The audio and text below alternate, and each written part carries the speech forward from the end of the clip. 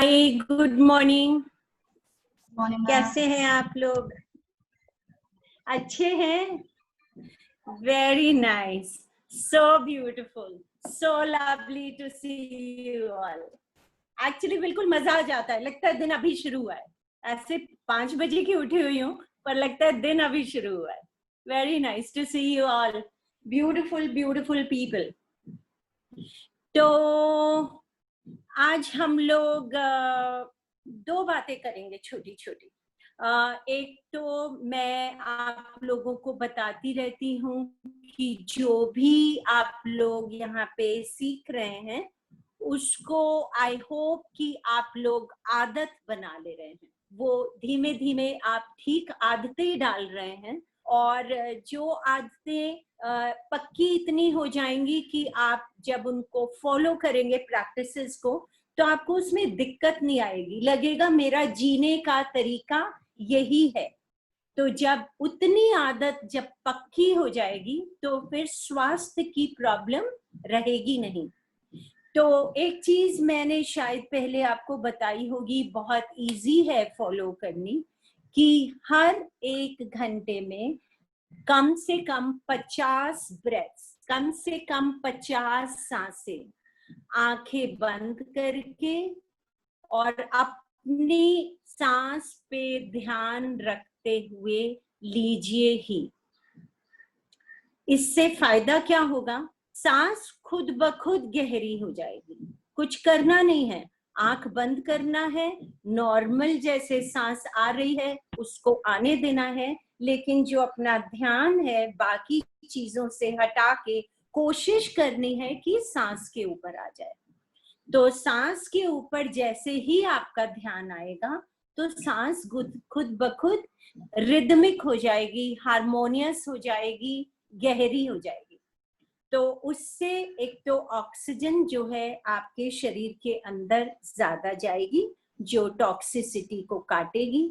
दूसरा, उस समय पे शरीर इतनी हार्मनी में होगा कि आपके जो ग्रोथ हार्मोन्स हैं जो हर बॉडी में चाहिए उसको स्वस्थ रखने के लिए, वो कायदे से रिलीज होंगे और आपके सिस्टम्स अच्छे से कायदे से काम करेंगे।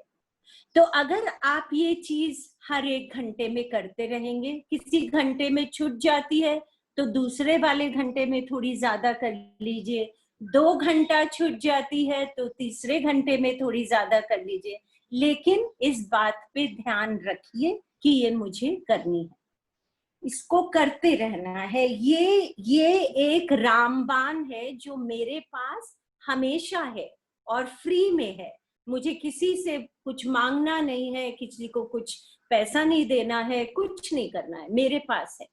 दूसरी चीज ये, जब आप लोग पानी पीते हैं, आप लोगों ने अमृत का कॉन्सेप्ट सुना होगा। पहले लोग बोलते थे कि ओके, तो पहले लोगों के बीच में अमृत की बहुत बात होती थी, और आजकल जब आप मंदिर में जाते हैं, मस्जिद में जाते हैं, गिरजाघर में जाते हैं, कहीं भी जाते हैं, वहां पे एक प्रसाद होता है जो पानी का प्रसाद होता है। तो वो आपको पानी, पंडित, प्रीस्ट जो भी है वहां पे, वो आपको पानी प्रसाद में देते हैं। तो ऐसा क्यों होता है कि पानी आपको प्रसाद में मिलता है? क्योंकि अभी बहुत ज्यादा एक्सपेरिमेंट्स हो गए हैं, बहुत ज्यादा साइंटिफिकली प्रूव हो गया है कि जो पानी है उसका मॉलिक्यूलर स्ट्रक्चर इस तरह का है कि उसको आप अपनी थॉट से चेंज कर सकते हो। मतलब वो बहुत रिसेप्टिव है। तो अगर तो जापान में इसके बहुत सारे एक्सपेरिमेंट्स हुए हैं, यूएस में हुए हैं, अब इंडिया में भी हुए हैं। तो उसमें क्या होता है कि उन्होंने पानी के 3 ग्लासेस रखे और एक ग्लास को उन्होंने बहुत पॉजिटिव बातें बोली, दूसरे ग्लास को उन्होंने बहुत नेगेटिव बातें बोली, और उसके बाद जब उन्होंने 1 हफ्ते के बाद उस पानी को देखा और पानी को माइक्रोस्कोप के अंदर देखा, तो उनको पता चला कि जो पानी को वो पॉजिटिव बातें बोल रहे थे, अच्छी बातें बोल रहे थे, उसका जो स्ट्रक्चर था मॉलिक्यूल्स का, वो हीरे की तरह चमक रहा था। और जो दूसरे वाला पानी है उसका जो स्ट्रक्चर था वो कीड़ों की तरह दिख रहा था। तो इतना ज्यादा चेंज हो जाता है पानी में थॉट प्रोसेस से। तो मंदिर में क्योंकि ये पानी रखा रहता है और सब लोग वहां पे बहुत पॉजिटिव थॉट्स के साथ जाते हैं, सरेंडर की भावना के साथ जाते हैं, तो वो जो पानी है उसकी वाइब्रेशंस रिसीव करता रहता है। और पानी जब आपको प्रसाद में मिलता है तो वो पानी आपका भला करता है। और दूसरी बात ये, आप जब उस पानी को पीते हो तो आप भी बहुत ग्रैटिट्यूड के साथ पीते हो, है ना। पानी को पहले कुछ लोग सर पे लगाते हैं, फिर ऐसे पीते हैं, फिर ऐसे करते हैं, तो बहुत ग्रैटिट्यूड के साथ पानी पीते हैं। तो वो जो पानी है वो ही आपके लिए अमृत बन जाता है। वही पानी, नॉर्मल नल का पानी, आपके लिए अमृत बन जाता है। तो हम लोग ऐसा कर सकते हैं क्या कि जो हम रोजमर्रा में अपना पानी पीते हैं, हम उसको अपने लिए अमृत बना सकते हैं क्या। तो आप जब पानी पीते हैं, पहली बात, हमेशा कोशिश करिए कि बैठ के पानी पिए, बैठ जाइए पहले। उसके बाद आप जब पानी को अपने हाथ में उठाते हैं, मैं ये इसलिए दिखा रही हूँ क्योंकि मैं पानी इससे पीती हूँ। ये कॉपर का जग है, तांबे का जग है, इसके अंदर वैसे भी इम्प्योरिटीज पानी की ये एब्जॉर्ब कर लेता है, तो मैं इससे पानी पीती हूँ। दूसरी चीज, आप जब ऐसे करके पानी पीते हैं, जब आप ऐसे करके पानी पीते हैं, विच इज लाइक, तो इसमें क्या होता है, पानी ऊपर से गिरता है। और पानी जब ऊपर से गिरता है, और आप लोगों को ध्यान होगा हमारे भारत में पानी हमेशा लोटे से ही पिया जाता था, फिर बीच में कहीं ग्लास आ गए। तो क्यों? क्योंकि जब पानी आपके मुंह में ऊपर से गिरता है तो उसके अंदर आयॉन्स क्रिएट होते हैं, नेगेटिव आयॉन्स, जिनके अंदर बहुत एनर्जी होती है। तो नंबर 1, कोशिश करिए बैठ के पानी पिए।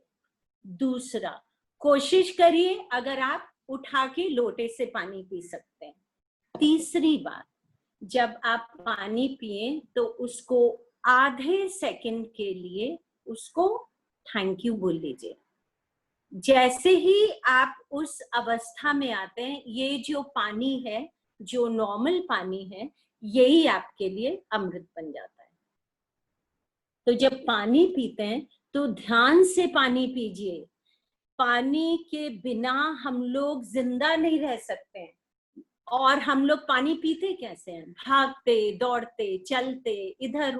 तो हो क्या रहा है आजकल कि हम लोग जाने अनजाने में अपने शरीर को, अपनी आत्मा को, अपने दिमाग को अब्यूज करते रहते हैं, गाली देते रहते हैं बेसिकली। और देना क्या है? अपने आप को ब्लेसिंग देनी, अपने आप को ब्लेसिंग देनी है। और अपने आप को, जिस दिन आपने ब्लेसिंग देना सीख लिया हर चीज से, जो खा रहे हैं, जो पी रहे हैं, जो कह रहे हैं, जो सुन रहे हैं, जो सोच रहे हैं, जो सांस में अंदर लेना, अगर आप हर उस चीज से अपने आप को ब्लेस कर रहे हैं तो बीमारी का कोई सवाल ही नहीं उठता। लेकिन हम लोग आजकल ब्लेस नहीं कर रहे, हम लोग लगातार गाली देते रहते हैं, जाने अनजाने। क्यों करते हैं ऐसा कि नहीं करते हैं? सतीश जी, सतीश वैरागी, अनम्यूट करिए जरा। जी ma'am, Satish ji please.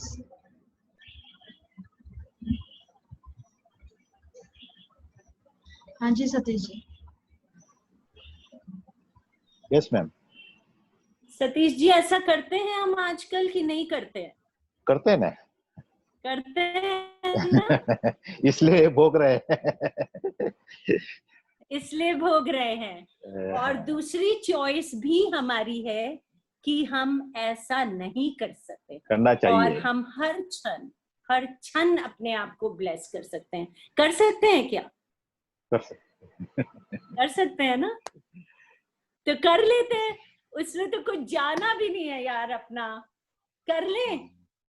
Okay, आज ये डिसाइड कर लेते हैं कि हर चीज जो खाएंगे, पिएंगे, सोचेंगे, बोलेंगे, सुनेंगे, हर चीज से अपने आप को ब्लेस कर।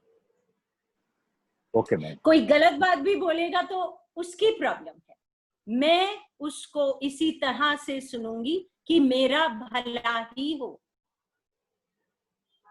चलपति राव कोंडप्पा, 1 मिनट अनम्यूट करिए। गौसिया, हाँ मैम। जी चलपति राव जी, प्लीज अपना माइक अनम्यूट करिए।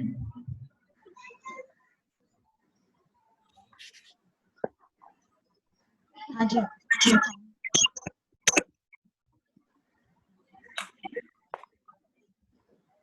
क्या नाम है आपका? Vasanta ma'am. Vasanta, all right. Vasanta, आपको हिंदी आती है, समझ आती है पूरी बात? पूरी बात समझ में आती है? फॉलो कर रहे हैं? जी मैम। आपके हस्बैंड का एक मैसेज आया था, मैं उनसे अलग से बात करूंगी। जी मैम। आपका अहमदाबाद में हो रहा है ना ट्रीटमेंट, हाँ। है ना? हाँ All जी। right. उसके बारे में मैं, हाँ जी हाँ, बोलिए। अहमदाबाद में हो रहा है मैम ट्रीटमेंट मेरा। अहमदाबाद में हो रहा है ना? ओके, उसके बारे में मैं उनसे अलग से बात करूंगी। लेकिन आप जो है अभी इस पूरी चीज को फॉलो करते रहिए और जो योगा और प्राणायाम है उस पर बहुत ध्यान दीजिए, क्योंकि बोन की थोड़ी सी प्रॉब्लम है ना?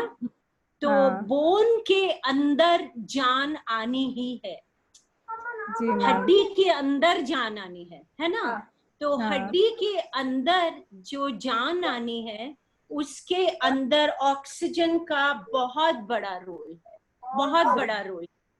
तो ध्यान सांस पे रखिए, प्राणायाम जो दिनेश सर बता रहे हैं और जो योगासन बता रहे हैं उनको अच्छे से करिए।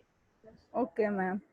All right, okay. All right, good good good. And you look very beautiful Vasanta, बहुत सुंदर दिखते हैं आप। ये सावित्री साहू के नाम से किसने लॉगिन किया है? सावित्री साहू, हस्बैंड है I guess। Savitri Sahu, please unmute करिए। ना जोड़ेंगे मैंने कनेक्ट कर। हाँ जी बोलिए। पेशेंट कौन है?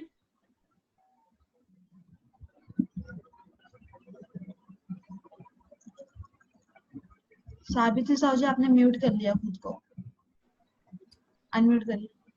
हाँ जी बोलिए। हेलो, हाँ जी, नमस्ते मैम। नमस्ते जी। पेशेंट कौन है? मैम सावित्री साहू है, मेरी वाइफ है। तो कहाँ है आपकी वाइफ? तो मौसी डर। अब तुमने ऐसा तो नहीं किया उसको खाना बनाने में लगा दिया और आप सेशन अटेंड कर रहे हो? नहीं मैम, ऐसा नहीं है हाँ? मैम, ऐसा नहीं है। खाना बनाते हैं लेकिन उन्होंने थोड़ा हिंदी थोड़ा समझ में नहीं आता, इसके लिए मैं जो भी है मैं हैंडल करके उनको बोलता हूँ।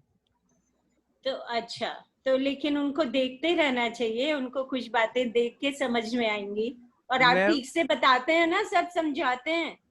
हाँ ठीक है मैम, सब कुछ तो मैं समझाता हूँ। इसके लिए तो मैं नौकरी वगैरह सब छोड़ दिया, उनको तो ट्रीटमेंट कराने के लिए मैं तो सब कुछ छोड़ दिया हूँ। इसके लिए तो मेरे घर वाले भी गांव में जो वो भी साथ नहीं देते हैं। कहाँ रहते हो? मैम हम तो रहने वाले उड़ीसा है। यहाँ पे 1 साल पहले यहाँ पे नोएडा में नौकरी करता था। अभी ट्रीटमेंट के वजह से बार बार एम्स जाना पड़ता और लॉकडाउन हो गया, इसके लिए नौकरी भी छूट गया। मैं नोएडा में रहता हूँ। जी। मिल जाएगी, नौकरी भी हो जाएगी दोबारा, परेशान मत हो। आप पढ़े लिखे हैं? हाँ मैम 10th पास हूँ। 10th पास हैं, तो आपने कैन सारथी कोर्स के लिए अप्लाई किया है क्या? नहीं मैम, नहीं किया मैम। तो देख लो अगर तुमको करना है क्या, और अदरवाइज नौकरी तो मिल जाएगी, कुछ ना कुछ 1-2 महीने में चीजें खुलनी शुरू हो जाएंगी। हाँ मैम। अब है ना? मैं हाँ ओके। मैम, कुछ मैं करना चाहता हूँ कि फुटपाथ में नहीं तो कुछ भी कपड़े वगैरह के ऐसा कुछ धंधा छोटे मोटे करे तो थोड़ा मन भी लग जाता है और उनको भी थोड़ा देखभाल कर पाता हूँ और सब कुछ बिल्कुल ठीक से हो पाता है। होगा, होगा, सब अच्छे से हो जाएगा। मैम तुम आपसे तो जुड़ के बहुत अच्छा लगता है। हमेशा आपके यूट्यूब में भी वीडियो देखता हूँ और बहुत अच्छा लगता है कि दुनिया ऐसा हो गया है पूरे। ये चीजें आपसे सीखना बहुत जरूरी है आजकल दुनिया में। बिल्कुल बिल्कुल, और उसको फॉलो करिए, प्रैक्टिस करिए, सीखिए, अच्छे से क्वेश्चंस पूछिए, प्रश्न पूछिए जब कोई चीज समझ में नहीं आ रही है तो। हाँ मैम। है ना? ठीक है ma'am. Okay, all right, okay ma'am. Okay. जो मैं एक और बात बताना चाह रही थी आज आपको, वो ये थी कि कल मैं अपनी बेटी से ऐसी ही बात कर रही थी बैठ के, और उसने मुझसे पूछा कि ये बताओ कि क्या चीज ऐसी मिल सकती है दुनिया में जिसको मिलके इतनी खुशी हो जाए कि फिर और कुछ चाहने का मन नहीं करे। मतलब जिंदगी में सबसे बड़ी खुशी किस चीज से मिल सकती है? मतलब मुझे क्या चीज मिलनी चाहिए जिससे इतनी सारी खुशी आ जाए? तो मैंने उसको बोला कि बेटा, जो खुशी है, जो सबसे बड़ी खुशी है, वो तो कुछ मिलने से नहीं मिलती है। मतलब कि मैं किसी से कुछ ले लूं या मुझे कोई कुछ दे दे, उससे सबसे बड़ी खुशी नहीं मिलती है। क्योंकि मैं इतने अमीर लोगों से मिली हूँ, बहुत सारे एक्टर्स से मिली हूँ, बॉम्बे में रहती हूँ, बहुत बड़े बड़े बिजनेसमैन से मिली हूँ। जब भी बात उनसे होती है तो उनकी बात का विषय सिर्फ ये रहता है कि उनको और ज्यादा क्या मिल जाए। तो जिसके पास 200 करोड़ रुपया है उसको और चाहिए, जिसके पास इतनी बड़ी कार है उसको इतनी बड़ी कार चाहिए, जिसके पास 40 कार हो गई हैं अब उसको हवाई जहाज चाहिए। हाँ, जो लोग ये सोचते हैं कि मुझे कुछ लेने से खुशी मिलेगी, तो वो उस खुशी को ढूंढते ही रहते हैं, क्योंकि वो खुशी लेने से तो खुशी मिल ही नहीं सकती। लेने से क्या मिल सकता है? असंतुष्टि मिल सकती है, क्रेविंग मिल सकती है, और मिलने की वो क्रेविंग मिल सकती है आपको। खुशी किससे मिलेगी? खुशी मिलेगी देने से। कभी कोशिश करिए, ट्राई करिए, आप लोगों में से बहुत लोग ट्राई करते होंगे कि जिस दिन आप किसी को अगर मुस्कुराहट भी अपनी तरफ से दे देते हैं तो उस दिन कितना अच्छा लगता है अपने आप को। या आप किसी जानवर को जो भूखा है उसको कुछ खिला देते हैं तो कितना अच्छा लगता है आपको। या अगर कोई बच्चा है जो परेशान है, रो रहा है, या और कोई है, कोई पेशेंट है जो परेशान है, आप उसकी हेल्प कर देते हैं तो कितना अच्छा लगता है अपने आप को। लगता है कि नहीं लगता है? तो जो असली खुशी है वो सिर्फ देने से मिलती है। तो इसीलिए द जॉय ऑफ गिविंग की बात होती है, जॉय ऑफ टेकिंग की बात कभी नहीं होती ना, जॉय ऑफ गिविंग की बात होती है, बिकॉज जॉय जो है गिविंग में है। तो मैं आपको इस बारे में एक और बात बताऊंगी, बट वो अगले सेशन में बताऊंगी।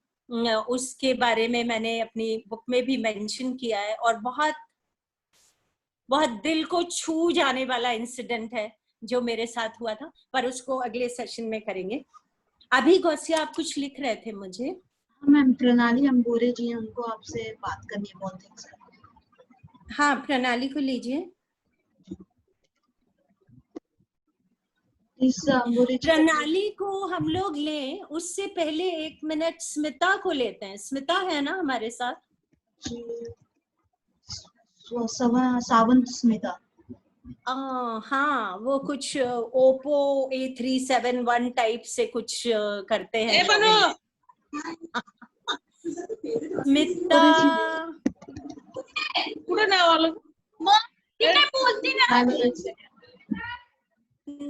नो। सो स्मिता जिन्होंने हमें कंट्रीब्यूट भी किया है गौसिया, वो मैम अभी नहीं आया। Yes, I can see her. Smita Haldar, Oppo A37 Smita ji अगर she is raising her hand, can you see हाँ हर? जी, हाँ जी, उनको अनम्यूट अनम्यूट कर दें। हाँ जी जी। स्मिता कैसे हैं आप? Good morning ma'am. Good morning. बढ़िया। ओके, मैं आपको देख रही हूँ कि आप दो बैचेस से लगातार रोजाना लॉगिन करते हैं एक्चुअली, है यस ना? मैम, अच्छा लगता है सबको देखने का। आपसे आप जो बात करते हैं हर रोज मैं ऐसे लिख लेती हूँ, फिर डायरी में फेर लिखती हूँ और सबको बोलती हूँ कि ऐसा करना है, ऐसा करना। ऐसा लगता है हर रोज आपसे नई बात सुनने को मिलती है, इतना मोटिवेशन रहता है, बहुत अच्छा लगता है मैम। थैंक यू, आपने मुझे याद किया, आपसे बात करने का मौका दिया। Very nice, very nice. Smita, Smita ये बताइए, आपने पिछले बैच में आपने कुछ कंट्रीब्यूट किया था, कुछ डोनेशन दिया था? मैंने इला मैम को दिया था। हाँ जी। फिर इला तो मैम आपने जब, हाँ जी, हाँ। तो आपने वो डोनेशन दिया था और कुछ और लोगों ने भी दिया था और उसकी वजह से हम ये बैच चला पा रहे हैं। तो आप जब यहाँ पे अब लोगों को सुनते हो कि उनको बहुत फायदा हो रहा है, उनको अच्छा लग रहा है, थोड़ा उनकी जिंदगी में चेंज आ रहा है, कुछ लोगों की जिंदगी में बहुत ज्यादा चेंज आ जाता है, तो कैसा लगता है आपको? बहुत ही अच्छा लगता है मैम। ऐसा प्लेटफॉर्म लगता है ना कि सब मैं एक्सप्लेन नहीं कर सकती, लेकिन ऐसी छोटी छोटी बातें सबके जीवन में इतनी यूजफुल हो जाती है, लाइफ चेंज हो जाती है। समझो मुझे कैंसर से कोई लेना देना नहीं है, फिर भी इला बहन के हिसाब से आप सबके साथ जुड़ी हूँ, तो फिर अभी छोटी छोटी बात मैं खुद फॉलो करती हूँ, सबको बताती हूँ, सबको इतना यूजफुल रहता है, तो लगता है कि चलो अपनी तरफ से भी कुछ औरों को भी और ज्यादा ऐसे फायदा होता रहे। और ये लॉकडाउन में तो इतना अच्छा लगता है, समझो घर बैठे गंगा आई, सब मिल जाए। गंगा, ओके, ऑल राइट, सब वेरी ऐसे नाइस। थकते तो हैं आपने कि बोर हो गए। आपने पेशेंट एम्बेसडर ग्रुप में ज्वाइन किया है? हाँ, किया है ना? All right, good good good, all right. Thank you Smita, thank you so much. Thank you, thank you. Thank you Sanjeevani team, सबके लिए इतना अच्छा काम कर रहे हैं कि सुबह कब आप अभी आपने बोला ना कि यहाँ से शुरुआत होती है दिन की, मेरा भी ऐसे कैसे भी भागा दौड़ करके 10-15 को ऐसे लॉकडाउन कर देने का बैठ जाते हैं। Very nice, very nice. Gausiya, somebody else wanted to speak? हाँ जी मैम, प्रणाली जी, बेबी अंबोरी जी है इनका नाम। अंबोरी जी प्लीज अपना माइक अनम्यूट करें।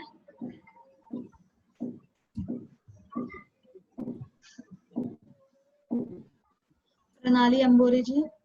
हेलो, हाँ जी, हाँ जी, हेलो जी बोलिए। नमस्ते मैडम। नमस्ते प्रणाली, बताइए। मैम थोड़ा मेरे को ये ऑपरेशन हुआ ना मेरे आँख का भी, तो ये मैं थोड़ा योगा नहीं कर सक रही, तो थोड़ा बहुत परेशानी हो रही है। मेरे गैस आँख का ऑपरेशन हुआ मेरा, अभी 2-4 दिन हो गए। हाँ, तो योगा नहीं कर पा रही, तो रात को मेरे को गैस में इतना परेशान होगा, रात भर नींद नहीं है मेरे को, बहुत परेशानी होगी। आपकी रात कोई नहीं भाई। आप खाना पीना जैसे बताया गया है वैसे खा रहे हाँ, हैं? वो सब बराबर खा रही है। अभी 2-3 दिन में ऑपरेशन हुआ, थोड़ा खाने पीने में थोड़ा ये हो गया, तो बराबर खा रही, मैं सब बराबर करती हूँ। पर अभी 2-3 दिन से रात थोड़ा में आपने परेशान है। कल कितने बजे खाना खाया? हाँ रात में कल कितने बजे खाना? कल 8 बजे खत्म हो गया था खाना, 8 बजे। और क्या खा लिया खाने में? कल ना सादी खिचड़ी खाई मैम, ज्यादा कुछ खाया नहीं था। ओके। खिचड़ी बनाया था, सादी दाल की खिचड़ी बनाया था, खिचड़ी खाया। हम्म और 2-3 दिन से थोड़ा खाना ठीक से नहीं रहा, ना पेट भी साफ हो रहा नहीं। हम्म। तो आप जो प्राणायाम सिखाया दिनेश सर ने वो कर रहे हैं? हाँ हाँ डेली करती हूँ मैं, दोनों टाइम करती हूँ मैम। वो पर कर अभी रहे 2-3 हैं। दिन में कर रहे नहीं ठीक से, ये ऑपरेशन हुआ ना आँख का, तो मैं बोली ज्यादा झटका इसका लगेगा, इसलिए कर रहे नहीं थोड़ा 2-3 दिन से। वो जूस वगैरह आपको सब एक्यूप्रेशर की क्लास आपने की है ना अटेंड? हाँ एक्यूप्रेशर की क्लास आपको आंख से अभी दिखाई दे रहा है ना? बंद तो नहीं किया आपने? हाँ दिखाई दिया। एक्यूप्रेशर की क्लास अटेंड की थी ना आपने? जिन हाँ। लोगों को काफी ज्यादा गैस हो जाती है और बिल्कुल समझ में नहीं आ रहा है कि कैसे परेशानी हो रही है उससे, बहुत रात को परेशान हो गए, रात भर मेरे को नींद ही नहीं, क्या कुछ समझ में नहीं, ऐसा श्वास ऊपर जा रहा था मेरा। तो अपने हाथ को ऐसे करके एक तो दबाइए, हालांकि उसका जो पॉइंट होता है वो इधर होता है, ये वाला जो ये पॉइंट है ना, इसको मैडम दबाइए। वो भी रात में किया, पैर और पैर ये का दबाया मैडम बता। हाँ ये उंगली, हाँ इसको दबाइए 4-5 बार। जनरली गैस रिलीज होनी चाहिए, लेकिन क्या होता है जब आप का ये हुआ है ना, जैसे ट्रीटमेंट हुआ है आँख का, तो इसमें दवाई भी देते हैं बहुत सारी, उनसे भी गैस बनती है। हाँ तो जो दवाई अपना ज्यादा। हाँ, तो अपना प्राणायाम प्लीज बिल्कुल मिस नहीं करिए। और ऐसे मत सोचिए कि आज ये हुआ है तो प्राणायाम नहीं करना है। जैसे हम अपना पानी पीना मिस नहीं करते, खाना खाना मिस नहीं करते, अपने दांत साफ करना मिस नहीं करते, तो प्राणायाम को बिल्कुल मिस नहीं करना। नहीं मिस नहीं, मैं डेली करती हूँ, सवेरे शाम डेली करती हूँ मैम। मैं सोते टाइम भी करती, सब मैम बताती ना, सभी मैम में सब मैम सबका करती मैं। तो आपकी अभी वो दवाई का वो निकल जाएगा तो आपकी प्रॉब्लम खत्म हो जाएगी, तब तक ये सब फॉलो करते रहिए। अब ना मेरे खांसी हो रहा है, थोड़ा नींबू का वो पानी पीती ना, सवेरे 2-3 टाइम नींबू पीती ना मैं, काढ़ा वगैरह, तो उससे थोड़ा खांसी हो रही, तो क्या बंद कर सकते हैं थोड़ा? उससे खांसी नहीं हो सकती। हाँ क्या? नहीं क्या? उससे खांसी नहीं हो सकती। जो आप सुबह काढ़ा पीते हैं, एक तो वो गर्म होता है, उसके अंदर हल्दी होती है, काली मिर्च होती है, अदरक होता है, ठीक है, और बाद में आप नीचे उतार के थोड़ा सा नींबू डालते हैं, उससे खांसी बिल्कुल नहीं हो सकती। तो ये अपने दिमाग से निकाल दीजिए कि उससे खांसी है, ठीक है। लेकिन गर्म पानी सिप करते रहिए। गरम पानी डेली पीती हूँ। Very good, very good. अभी वो मेरे को ये भी भेजो, मेरे को डोनेट करना है, वो लिंक भेजो मेरे को थोड़ा। गौसिया भेज दीजिएगा, प्रणाली को लिंक भेज दीजिए, उनको डोनेट करना है। मैंने भी डोनेट किया था मैम, मिला मेरे को, ये रिप्लाई मिला ही नहीं। कई महीने में मैंने डोनेट किया था, कई बैच में भी किया था डोनेट में। आप सुन रहे हैं? हाँ जी अम्बोरी जी, मेरी बात हुई थी सोनल मैम से। आप प्लीज उसका एक स्क्रीनशॉट, आपको मैसेज आया होगा, वो आप मुझे सेंड कर दीजिएगा, तो मैं आपको उसका रिसिप्ट, मैंने उनको कहा था आपको, उन्होंने शायद से कहा है, तो फिर एक बार फिर आप मुझे भेज दीजिएगा उसका रिसिप्ट का प्रोसेस, क्योंकि जब तक हम वो आपका स्क्रीनशॉट रिसीव नहीं करेंगे, हम आगे रिसिप्ट का प्रोसेस नहीं बढ़ा सकते हैं। Thank you. Thank you. Is Shambhavi with us, Gausia? Yes, ma'am. Hi, Shambhavi. Hello, good morning. Good morning. Welcome. Good afternoon, rather. Yeah. Welcome to the most beautiful day. Yes, absolutely. Thank you so much. Okay.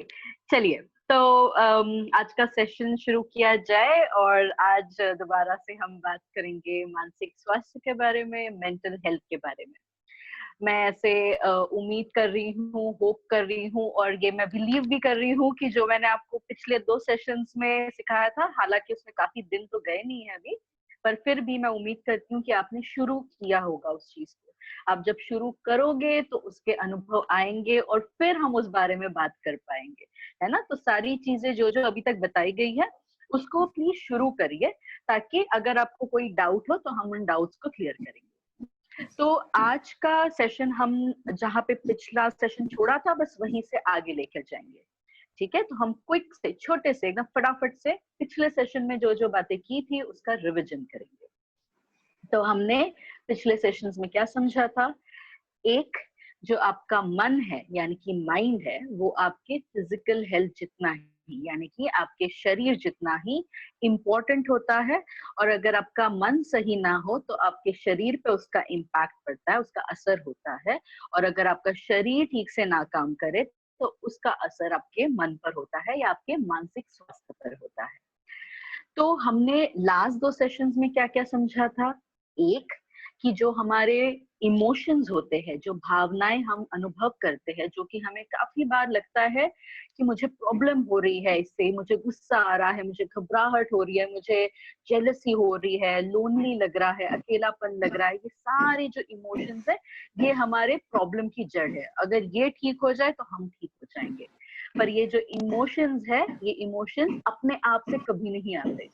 इसको आने के लिए उसके पीछे के जो विचार है उनका हमें जानना बेहद जरूरी होता है। और अगर हम उन विचारों को जान पाए तो हम इन इमोशंस पे यानी कि इन भावनाओं पे हम काम कर पाएंगे, राइट। तो इसके लिए आपको एक टेक्निक दी गई थी जो थी जर्नलिंग, यानी कि आप अपने विचारों को लिखिए। जब तक आप लिखोगे नहीं तो आपको ही अक्सर ये पता ही नहीं चलेगा कि अच्छा ये ऐसा मैं सोच रही थी या सोच रहा था। तो लिखना या जर्नलिंग की जो एक्टिविटी है वो, और अपने आप से जो लोग बात करते हैं, जैसे कुछ लोग कहते हैं कि मैं तो अपने आप से बात कर लेती हूँ और समझने की कोशिश करती हूँ मेरे दिमाग में क्या चल रहा है, मेरे कौन से विचार चल रहे हैं। तो अपने आप से बात करना और लिखना, ये 2 अलग चीजें होती है और इसका इम्पैक्ट भी अलग होता है, इन दोनों का असर अलग होता है। इसीलिए जो आप सेल्फ टॉक करते हो, अपने आप से बात करते हो, वो आप करिए, नो प्रॉब्लम। बट उसके अलावा आपको जो लिखना है वो कंपलसरी है। आप लिखोगे तब आपको और डिटेल में पता चलना शुरू होगा कि कौन से ऐसे विचार है जो शायद आ रहे हैं और आप ध्यान भी नहीं दे पा रहे हो। क्योंकि ये जो प्रक्रिया होती है ना कि हमें एक विचार आया और उसके बाद जो इमोशन आया, इसमें जो समय जाता है वो काफी कम होता है। मतलब 1 सेकंड से भी कम टाइम में जाता है ये सारा। और इसीलिए हमें विचार समझ नहीं आता, बट हमें इमोशन समझ आता है, हमें भाव समझ आता है। तो वो जो थॉट है, वो जो विचार है, उसको जानना अगर हमें हो तो उसके लिए जो लिखने वाली एक्टिविटी होती है वो बेहद इंपॉर्टेंट होती है। तो विचार की जब हम बात करते हैं और ये भावनाओं की बात करते हैं, ये जो 2 चीजें होती है ना, इससे जो बनता है वो है हमारी विचारधारा, यानी कि हम कहते हैं बिलीफ सिस्टम। अब ये जो बिलीफ सिस्टम होती है ना, हम इसके साथ पैदा कभी नहीं होते। कोई बच्चा किसी एक बिलीफ को लेके पैदा नहीं होता। तो फिर ये बिलीफ सिस्टम बनता कैसे है? ये जो विचारधारा है वो हमारे जो बचपन से लेके अभी तक, जैसे हम बड़े होते जाते हैं, हमारे साथ जो जो घटनाएं होती है, हम जो जो चीजें सुनते हैं लोगों से, या लोग हमारे बारे में क्या कहते हैं, लोग हमसे कैसे पेश आते हैं, ये जो सारी चीजें हो रही होती है ना हमारे इर्द गिर्द, इन चीजों को हम प्रोसेस करते हैं। यानी कि ये इंफॉर्मेशन को हम लेते हैं और उसको प्रोसेस करते हैं।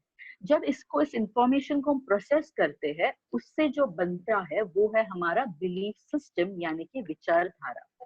अब समझिए कोई बच्चा है जिसको बचपन से स्कूल में जब गया तो टीचर ने काफी डांटा, कोई छोटी सी गड़बड़ कर दी होमवर्क में तो टीचर ने बेहद डांट दिया, बोल दिया तुम तो एकदम खराब बच्चे हो, तुम्हें तो कुछ भी नहीं आता।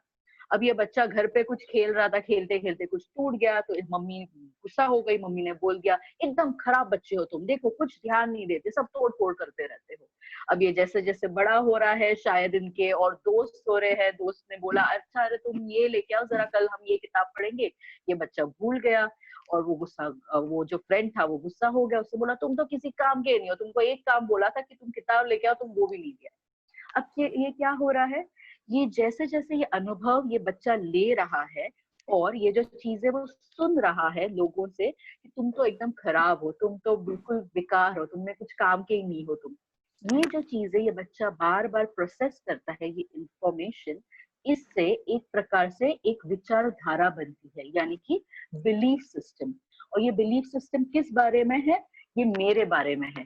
तो ये बिलीफ सिस्टम क्या कहती है कि मैं तो एकदम खराब इंसान हूँ, मैं तो किसी काम का ही नहीं हूँ। तो ये चीज उसने खुद से बनाई नहीं है, पर क्या हो रहा है, जो जो अनुभव वो ले रहा है उसको प्रोसेस करते करते ये वाली जो बिलीफ सिस्टम बनी है वो इस प्रकार से बनी है। अब क्या होता है, जैसे ये बच्चा और आगे बड़ा बड़ा होता जाता है, तो ये जो विचारधारा है ना, ये एक प्रकार का चश्मा बन जाता है। चश्मा यानी कि इसमें से हम दुनिया देखना शुरू कर जाते हैं, जो ये विचारधारा होती है। अब क्या होता है, मान लीजिए उदाहरण के लिए हम ये इंसान ना समझिए सब्जी खरीदने चला गया है, सब्जी खरीदने गया है, तो वहां पे और 2-3 लोग भी सब्जी खरीद रहे हैं। तो ये देखता है इधर उधर, बोल देता है कि अरे मुझे वो सब्जी चाहिए। शायद इसने काफी धीमी आवाज में बोला हो तो सब्जी वाले ने सुना ही ना हो। सब्जी वाला बाकी सबको बर्तन दे रहा है, टोकरी दे रहा है, पर इसको दे नहीं रहा है। ये और दोबारा कुछ बोल देता है, कोई सुन ही नहीं रहा है। इसके बाद जो आया है उसको भी सब्जी मिल रही है, पर इसे कुछ नहीं मिल रहा है। अब क्या हो जाता है, ऐसे में इस इंसान की जो विचारधारा है ना वो एक्टिवेट हो जाती है, यानी कि शुरू हो जाती है।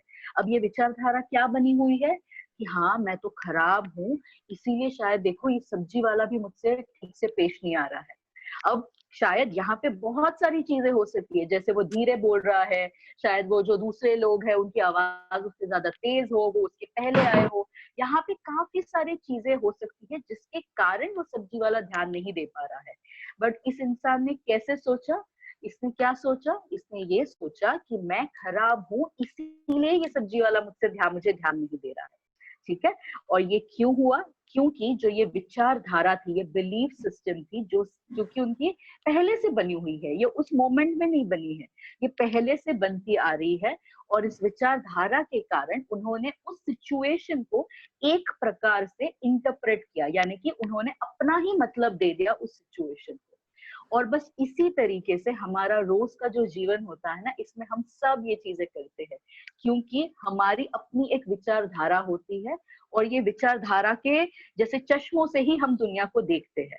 ठीक है, अक्सर ये विचारधारा जो होती है वो एकदम सही नहीं होती है, गलत होती है। जैसे कि इस इंसान में अगर इसको बचपन से 4 लोगों ने अगर कहा है कि तुम खराब हो, तो इसने मान लिया कि मैं खराब हूँ और अपनी पूरी विचारधारा उसी के इर्द गिर्द बना ली कि मैं खराब हूँ। पर ऐसा भी हुआ होगा कि इनको और भी काफी लोगों ने ये बोला होगा कि तुम बहुत अच्छे से काम करते हो, अरे वाह ये तो काम बहुत अच्छे से किया। पर ये वाली जो विचारधारा है ना वो इतनी जल्दी एक्टिवेट नहीं होती है। क्यों नहीं होती है? क्योंकि ये जो सारे जो है ना, ये विचार जो है वो एक प्रकार से हमारे ब्रेन में एक रास्ते बनाते हैं, जिसे हम कहते हैं न्यूरो पाथवे। और हम जिस भी विचार को दोबारा दोबारा सोचेंगे, वो विचार के जो रास्ता बना है ना, वो रास्ता पक्का होना शुरू हो जाता है। तो ये न्यूरो पाथवे जो है वो एकदम स्ट्रॉन्ग होना शुरू कर देता है। कब? जब हम एक ही प्रकार से बार बार सोचते हैं। ठीक है, तो आप समझिए कि अगर आपकी जिंदगी में कोई ऐसी घटना हुई है जिससे आपको बहुत अच्छा महसूस नहीं हुआ है, पर आज भी जब आप उसको सुनते हो, सुनते हो नहीं, उसके बारे में सोचते हो, तो जब सोचते हो तो आपको वो सारे जो विचार है वो उसी प्रेशर से आती है, उसी फोर्स से आती है, और वो सारी जो भावनाएं है उसी स्ट्रेंथ से आती है, उसी ताकत से आती है। अब ये क्यों हो रहा है? क्योंकि आप जब सोचते हो तो वो जो न्यूरोपाथ है, वो जो रास्ता है आपके ब्रेन में, वो दोबारा एक्टिवेट हो जाता है, वो रास्ता पक्का होना शुरू हो जाता है। और हम अक्सर इन्हीं बातों को बार बार याद करते हैं, और जो अच्छी चीजें हो ना उसको हम इतना याद नहीं करते। तो शायद हम करते होंगे, ऐसा नहीं है कि हम नहीं करते, बट उसको थोड़ा सा कम करते हैं। अगर हमने पिछले हमें कुछ महीनों में या काफी साल पहले अगर किसी ने हमें कुछ बोल दिया है जिससे हमें गुस्सा है, तो शायद हम जब बैठे हो ना फ्री टाइम में, तो वो थॉट कहीं से तो आ जाता है और वो हम सोचना शुरू कर देते हैं। पर अच्छी वाली जो चीजें होती है ना वो एकदम आती नहीं है, उस पर हमें प्रेशर डालना पड़ता है, हमें फोर्सफुली उस चीज को सोचना पड़ता है। तो ये जो न्यूरो पाथवे है, जो ये रास्ता है, जैसे ये बनते हैं, इसको आप अभी भी बना सकते हो। ये सबसे अच्छी चीज हमारे ब्रेन की ये है कि ये जो स्ट्रक्चर है हमारे ब्रेन का, ये हमेशा बदलता रहता है। यानी कि अगर पुराने वाले जो न्यूरो पाथवेज है, पुराने वाले जो रास्ते बने हुए हैं जिससे हमें फायदा नहीं हो रहा है ज्यादा, तो हम नए रास्ते बना सकते हैं। और नए रास्ते बनाने के लिए जो हम चीजें यहाँ पे अभी कह रहे हैं कि आप डायरी लिखिए, जो आपको लास्ट टाइम 5432 वाली एक्सरसाइज दी थी उसको करिए, इन सब चीजों से क्या होता है, नए नए रास्ते बनना शुरू होते हैं। और ये जो नए रास्ते बनते हैं ना, इसी से जो बनते हैं वो है हैबिट, यानी कि आदतें। तो आदतें एकदम से नहीं बनती, या पिछली आदतें जो होती है वो एकदम से छूटती नहीं है हमसे। क्यों? क्योंकि हमने बार बार उस चीज को किया होता है, और जब बार बार उस चीज को करते हैं तो ये जो रास्ता है वो स्ट्रांग हो जाता है। तो अगर अभी आपने नई चीजों को लाना है अपने जीवन में, नई चीजों को अपने जीवन का एक हिस्सा बनाना है, जो आप सीख रहे हो अभी, समझिए आप संजीवनी के प्लेटफॉर्म पे जितनी नई नई चीजें सीख रहे हो, वो इंट्रोड्यूस करना, वो लाना शायद थोड़ा सा कठिन होता है शुरू में, पर अगर आप उसको करना शुरू करोगे ना दोबारा दोबारा, तो उसके न्यूरोपैथीज यानी कि रास्ते बनना शुरू होते हैं। ठीक है, तो जब हम बात करते हैं इन न्यूरो पाथवेज की, और ऐसे कुछ विचार या ऐसे कुछ जीवन में कोई ऐसी घटनाएं जो हुई है जिससे हमें अच्छा महसूस नहीं होता है, या ऐसी भावनाएं आती है जो हमें थोड़ा सा रेस्टलेस कर देती है, बेचैन कर देती है, ऐसी कोई घटनाएं होती है, उसमें से एक जो अनुभव हम करते हैं, एक इमोशन जो हम फील करते हैं, वो है ग्रीफ। ग्रीफ यानी कि ये दुख ही होता है, जैसे हिंदी में इसको हम दुख ही कहते हैं, पर इंग्लिश में जब हम कहते हैं तो इसको हम इसको ना अलग से कहते हैं, यानी कि सैडनेस हम कहते हैं, जो हिंदी में भी उसका मतलब दुख ही होता है। और ग्रीफ जो होता है ना, वो सैडनेस का एक, जैसे कहे तो एक बड़ा भाई होता है, यानी कि अगर सैडनेस इतनी है तो ग्रीफ इतना ज्यादा होता है। और ये ग्रीफ हम कब अनुभव करते हैं? तो अक्सर ग्रीफ तभी अनुभव हुआ जाता है, किया जाता है, जब हमारे जीवन से कोई चीज हमसे छूट गई हो। लॉस जब होता है, लॉस जब हम अनुभव करते हैं, तब ग्रीफ का आना काफी स्वाभाविक होता है। ठीक है, तो ग्रीफ या हम कहे तो अगर लॉस, लॉस किस किस प्रकार के हो सकते हैं? लॉस टैंजिबल हो सकता है, इंटैंजिबल हो सकता है। टैंजिबल लॉस यानी कि ऐसे लॉस जो हमें नजर आए, हमें पता चले कि अच्छा ये मुझसे छूट गया है। तो जैसे अगर बाढ़ आती है तो लोगों के जो जमा पूंजी है वो चली जाती है, घर बह जाते हैं, ये सारे क्या हो रहे हैं, उनकी प्रॉपर्टी, उनका जो सेविंग्स है वो सारा लॉस हो रहा है वहां पर। या मान लीजिए किसी की घर में डेथ हो जाए, कि कोई गुजर जाए हमारा रिश्तेदार या जिससे हम जानते थे, तो यहाँ पर क्या हो रहा है, लॉस हो रहा है, यानी कि हमसे दूर जा रहा है। या फिर ऐसे कुछ लॉस है जो हमें नजर नहीं आते पर फिर भी होते हैं। ठीक है, तो ये क्या क्या हो सकते हैं? स्पेशली अगर मैं कैंसर के टर्म्स में बोलूं तो इसमें अक्सर ये हो जाता है कि जैसे जो टैंजिबल लॉस यहाँ पे क्या क्या हो सकता है कि बाल चले जा रहे हैं, स्किन का कलर बदल रहा है, ये सारी जो सेहत है वो थोड़ी वीक हो रही है, ये जो चीजें हैं एक प्रकार से लॉस ही है, बट ये वो लॉस है जो हम देख पा रहे हैं। और इसमें ऐसे कौन से लॉस हो रहे हैं जो नजर नहीं आ रहे हैं? जैसे मेरा आत्मविश्वास थोड़ा कम हो रहा है, ये एक प्रकार से लॉस है जो कि हमें नजर नहीं आता है पर वो अनुभव हो रहा है। तो जो लॉस होते हैं ना, वो इन दो कैटेगरी में डाले जाते हैं, जो नजर आते हैं और जो नजर नहीं आते। बट इनका जो इम्पैक्ट होता है, इनका जो असर पड़ता है, वो उतना ही ज्यादा होता है और उतना ही जैसे तीव्रता उसकी सेम होती है। ठीक है, तो जब हम लॉस अनुभव करते हैं तो लॉस के बाद जो ग्रीफ आता है, तो ग्रीफ स्टेजेस में जाता है, एक एक कड़ी कड़ी में जाती है वो आगे आगे। तो सबसे पहले क्या होता है?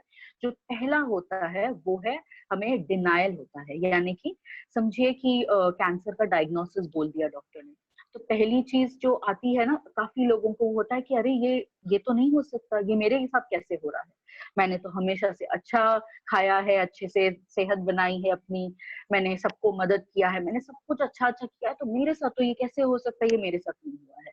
यानी कि रिपोर्ट में कोई प्रॉब्लम है या इस डॉक्टर के साथ कुछ प्रॉब्लम है, तो मैं नए डॉक्टर के पास जाऊंगी, मैं दूसरे बार रिपोर्ट निकालूंगी। तो ये पहला जो होता है ना, यानी कि डिनायल, यानी कि अस्वीकार करना कि ये तो मेरे साथ नहीं हो रहा है, ये ग्रीफ की पहली स्टेज होती है। उसके बाद जो आता है वो है, इसके बाद जो आता है वो से हम कहते हैं एंगर, यानी कि डिनायल तो चलो अस्वीकार किया था, पर उसके बाद मैंने 2-3 अलग डॉक्टर्स को पूछ लिया, मैंने दोबारा रिपोर्ट्स भी निकाले, वो सब करने के बावजूद भी मेरा जो रिपोर्ट है या डायग्नोसिस है वो कैंसर ही था। तो फिर मैंने क्या किया, तो मुझे आता है इसके बाद गुस्सा, यानी कि ये मुझे क्यों हुआ, तो बेहद ज्यादा गुस्सा आना, ये ग्रीफ में एक दूसरी स्टेज मानी जाती है। एंगर के बाद जो आता है वो है बार्गेनिंग, यानी कि तोलमोल करना, यानी कि अभी तो मुझे समझ आ गया कि हाँ ये डायग्नोसिस है, गुस्सा भी बहुत आ रहा है, तो उसके बाद थोड़ा सा हम ट्राई करते हैं कि हम मैं ये कर दूंगी तो मेरा ये ठीक हो जाएगा, कैंसर ठीक हो जाएगा, या ये बीमारी मेरी ठीक हो जाएगी, या अगर कोई हमारे जान पहचान में अगर कोई बीमार हो और हमें ग्रीफ अनुभव हो रहा है, तो हम ये भी करते हैं कि चलो इतना ज्यादा हमें चढ़ावा देना है भगवान को, हमने इतने लोगों को खाना खिलाना है, तो हम ये करेंगे तो ये इंसान ठीक हो जाए। तो ये क्या होता है, ये बार्गेनिंग होता है, और ये बार्गेन तीसरी स्टेज होती है ग्रीफ की। उसके बाद जो आता है वो है डिप्रेशन, यानी कि एक फेज आ जाता है जब एक पूरा उम्मीद ही, जैसे बोलते हैं ना कि छोड़ दी होती है कि कुछ होने ही नहीं वाला है, सब खराब ही हो रहा है, तो ये डिप्रेशन वाला फेज आता है। और ये डिप्रेशन का फेज थोड़ा ज्यादा चलता है, थोड़े लंबे समय तक चलता है, जहाँ पे उनके खाने पीने में बदलाव आ सकता है, उनके सोने में बदलाव आ सकता है, जैसे नींद बिल्कुल नहीं आ रही है, या अगर सो रहे हो तो बहुत ज्यादा सो रहे हैं, तो एकदम से चेंज आना शुरू हो जाता है उनकी जिंदगी में। जो पहले चीजें करते थे वो करने में अभी कुछ उनको रुचि नहीं आ रही है, करने का मन नहीं कर रहा है।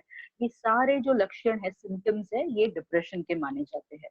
और ये तब डिप्रेशन डिक्लेयर किया जाता है अगर ये 2 हफ्ते तक लगातार उसी तीव्रता से चलते जा रहे हो ये सारे सिम्टम्स। इससे भी थोड़े ज्यादा होते हैं, पर ये कुछ है सिम्टम्स जो आप किसी को अगर डिप्रेशन लग रहा है कि इनमें डिप्रेसिव सिम्टम्स है, तो ये वाले सिम्टम्स होते हैं। उसके बाद जो आता है वो है एक्सेप्टेंस, यानी कि स्वीकार। तो पहले जो शुरू हुआ था अस्वीकार से, वो ग्रीफ का जो लास्ट स्टेज है वो है स्वीकारना, यानी कि ठीक है कि ये डायग्नोसिस है, ये हुआ है, अब इसके आगे मैंने क्या करना है, या मैंने क्या करके अपने सेहत को ठीक करना है, या जो भी प्रिकॉशंस देने हैं, ट्रीटमेंट कैसे करना है, वो सारा कुछ आ जाता है। ये जो एक्सेप्टेंस है, स्वीकार वाली जो ये लास्ट स्टेज है, इसका आना बेहद जरूरी होता है, पर काफी बार ये हो जाता है कि ये आता ही नहीं है। तो लगभग ज्यादा से ज्यादा लोग क्या करते हैं, जो ये पहले 4 स्टेजेस है ना, इसी में रहते हैं, यानी कि डिनायल से लेके डिप्रेशन, इसके बीच में ही रहते हैं। और इन स्टेजेस के बीच में भी सबसे ज्यादा जो हम अनुभव करते हैं वो है एंगर। तो एंगर बहुत बार ये हो जाता है कि जो हुआ है उसको मैं भुला नहीं पा रही हूँ या भुला नहीं पा रहा हूँ, मुझे बहुत ज्यादा गुस्सा बार बार आ रहा है, या फिर डिप्रेसिव वाले जो सिम्टम्स है वो बार बार आ रहे हैं कि मुझसे हो ही नहीं रहा है, कि मैं कुछ अच्छा देख ही नहीं पा रही हूँ जिंदगी को लेके, बार बार मुझे यही अनुभव हो रहा है। तो ये जो कुछ स्टेजेस है, जो ज्यादातर लोग इसी में फंसे रहते हैं।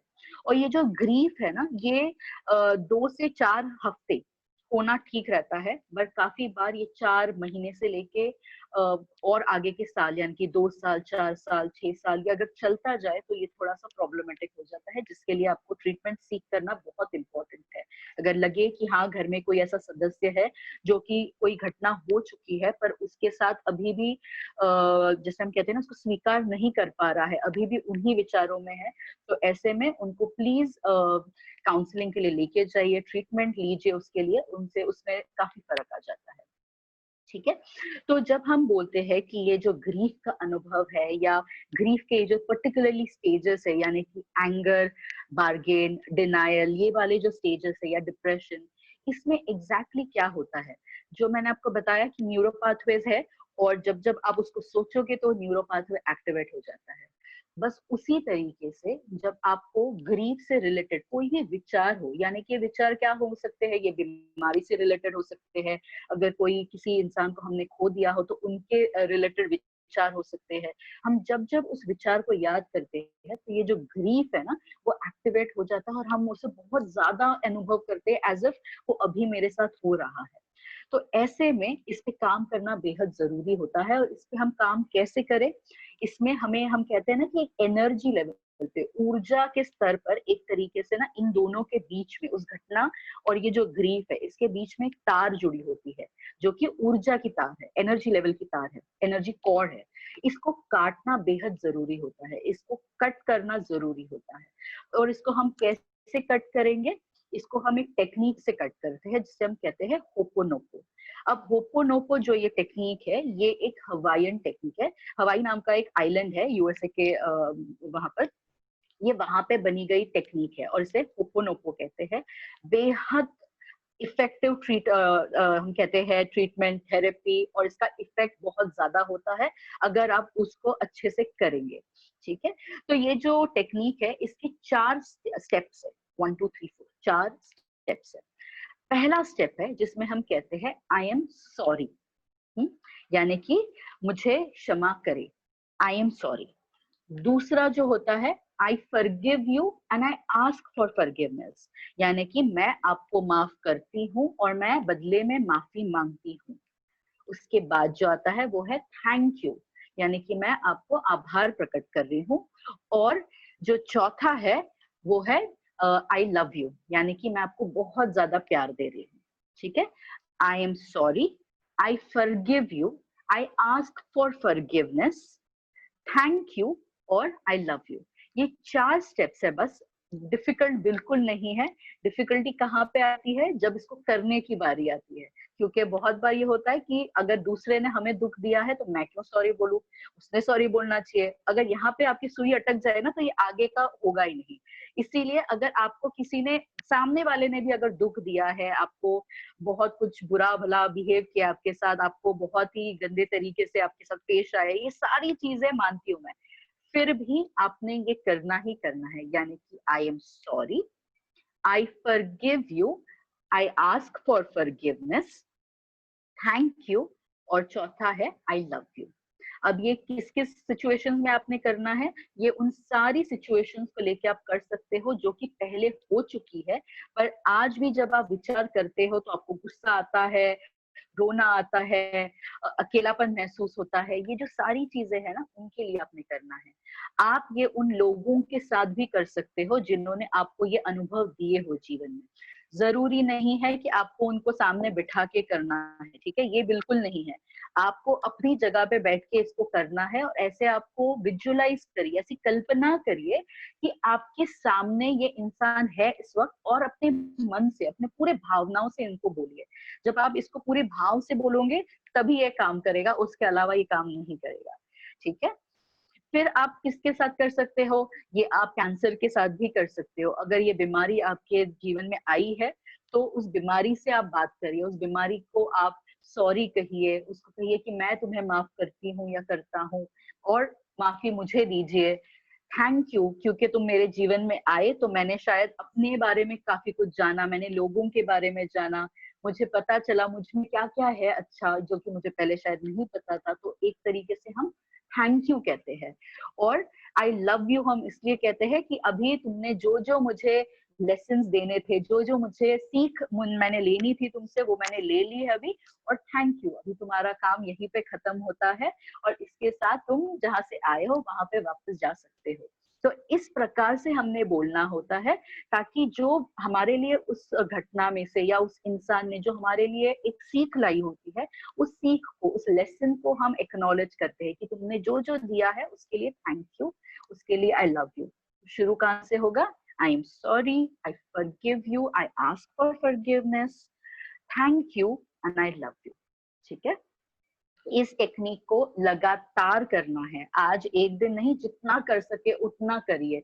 सुबह उठते ही करिए, रात को सोने से पहले करिए, जब भी आपको समय मिले, आपको लगे कि हाँ थोड़ा फ्री बैठे हैं, इसको करिए। और उस समय जिसकी भी याद आ रही है उसके साथ करिए, और भी बेटर हो जाएगा। और जब ये पूरा चलता जाता है ना, काफी दिन तक आप इसको करते रहोगे तो आपको एक नजर आएगा, आप में फर्क आपको पता चलेगा कि अब जब आप सोचोगे उस घटना के बारे में, उस इंसान के बारे में, तो आपको उस तीव्रता के साथ वो इमोशंस अभी नहीं आते हैं। और ये हो जाता है कि सामने वाले में भी उसका बदलाव जो है हमें नजर आता है, पर उस इंटेंशन से मत करिए कि इसको बदलना इसलिए मैं करूंगी, फिर उसका कुछ फायदा नहीं होगा। हमें सिर्फ अपने लेवल पे चेंजेस लाने की कोशिश करनी है। सामने वाले पे करने में एक कभी होगा नहीं हमसे, दूसरा हम एनर्जी अपनी वेस्ट कर देंगे। तो इसको बिल्कुल मत करिए, दूसरों के लिए, अपने लिए करना है, ठीक है। तो इसके साथ हम अभी क्वेश्चंस लेंगे मानसिक स्वास्थ्य से रिलेटेड, मेंटल हेल्थ से रिलेटेड, जो पिछले 2 सेशंस हुए हैं उससे भी जुड़े अगर कोई सवाल हो तो प्लीज पूछिए। जी गौसिया जी। हाँ जी, thank you so much ma'am. Welcome. आप में से किसी को भी मेंटल हेल्थ को लेके, दिमागी परेशानी, दिमागी उलझन को लेके अगर कोई सवाल है तो प्लीज अपना हाथ रेज करें या फिर नाम अपना चैट बॉक्स में लिख के भेजें ताकि मैं आपको अनम्यूट कर सकूं। स्मिता जी हैं, स्मिता जी प्लीज अपना माइक अनम्यूट करें। यस, थैंक यू गौसिया जी।